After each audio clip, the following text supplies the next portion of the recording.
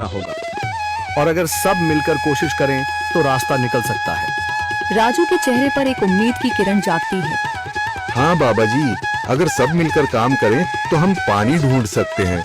हमने पहले कभी ये कोशिश ही नहीं की। लेकिन इतनी कठिन जमीन में नया कुआं खोदना आसान नहीं। मुश्किल जरूर है, नामुमकिन नहीं।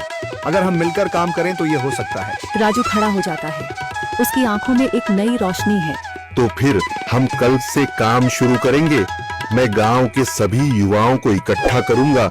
हम मिलकर नया कुआं खोदेंगे। यह कहते हुए वह शामू के साथ गांव के दूसरे युवाओं को बुलाने के लिए निकल पड़ता है। कहीं दूर से गरज की हल्की सी आवाज आती है, जैसे आकाश ने उनकी उम्मीदों की गवाही दे दी हो।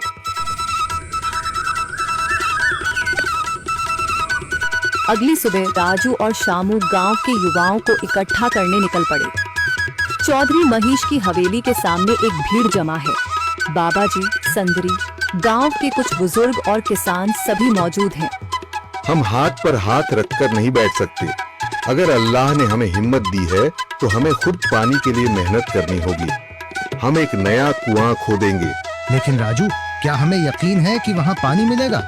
बेटा, पानी जमीन के अंदर होता है, बस सही जगह खोदने की जरूरत है। हमने अपने बुजुर्गों से सुना था कि पुरानी नहर के पास जमीन नरम थी, शायद वहीं पानी हो। बाबा जी सही कह रहे हैं।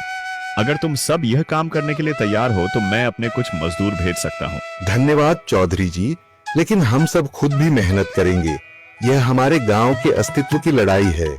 संदरी, जो अब तक चुप थी, आगे बढ़ती है। हम औरतें भी पीछे नहीं रहेंगी। हम पानी लाने की व्यवस्था करेंगी, खाना बनाएंगी, ताकि तुम सब आराम से काम कर सको। यही हिम्मत चाहिए थी संदर। पूरा गांव एक नई उम्मीद के साथ कुआं खोदने की तैयारी में जुट जाता है। दूसरी ओर कुआं खोदने का काम शुरू हो चुका है। राजू, शामू और दूसरे युवा बेलचे चलाने लगते हैं। मिट्टी बाहर निकाली जाने लगती है। तेज गर्मी के बावजूद सब पूरी हिम्मत के साथ जुटे हुए हैं। दोपहर की तेज धूप जमीन आग की तरह तप रही है। गांव के लोग लगातार कुआं खोदने में जुटे हैं। हाथ छिलने लगे हैं, माथे से पसीना बह रहा है, मगर किसी ने हार नहीं मानी। महिलाएं पानी और सत्तू लेकर आती हैं ताकि पुरुषों को कुछ राहत मिले। हमें और गहराई तक जाना होगा। अब तक सिर्फ सूखी मिट्टी और पत्थर ही निकल रहे हैं। राजू, यह बहुत कठिन काम है। अगर हमें पानी न मिला? अल्लाह मेहनत करने वालों को कभी निराश नहीं करता बेटा। तुम सब अपनी कोशिश जारी रखो, पानी जरूर निकलेगा। हिम्मत मत हारो। अगर अब रुक गए तो फिर कभी पानी नहीं मिलेगा।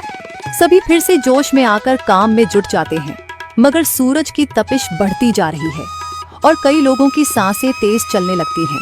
तभी एक तरफ से रामलाल और उसके आदमी हंसते हुए आते हैं। अरे भाई, तुम्हें लगता है कि जमीन तुम पर रहम करेगी? हाँ हाँ, ना समझ लोग, ये सब बेकार की मेहनत है। रामलाल, हमारा हौसला मत तोड़ो। अगर तुम मदद नहीं कर सकते तो कम से कम मजाक भी मत उड़ाओ। मदद? हाँ, मैं अपने कुएं का पानी बेच सकता हूँ, मगर मुफ्त में नहीं दूंगा। राजू सब अनसुना कर फिर काम में लग जाता है। शाम होने लगती है, लेकिन अभी तक पानी का नामो निशान नहीं। कुछ लोग मायूस होकर पीछे हटने लगते हैं। राजू, शायद रामलाल सही कह रहा है। यह सब बेकार है। नहीं शामू, हमें हार नहीं माननी। अगर आज हार गए तो फिर कभी हिम्मत नहीं कर पाएंगे। तभी अचानक फावड़ा किसी कठोर चीज से टकराता है। एक अजीब सी आवाज आती है। राजू चौंक कर देखता है और जल्दी जल्दी मिट्टी हटाने लगता है। अचानक एक ठंडी लहर महसूस होती है। सभी लोग दौड़कर आते हैं। जैसे जैसे मिट्टी हटती है, नीचे से गीली जमीन नजर आने लगती है। सब हैरान रह जाते हैं। सुभान अल्लाह, मैंने कहा था ना, अल्लाह हमारी मेहनत को जाया नहीं करेगा। राजू और बाकी सभी जोर लगाते हैं।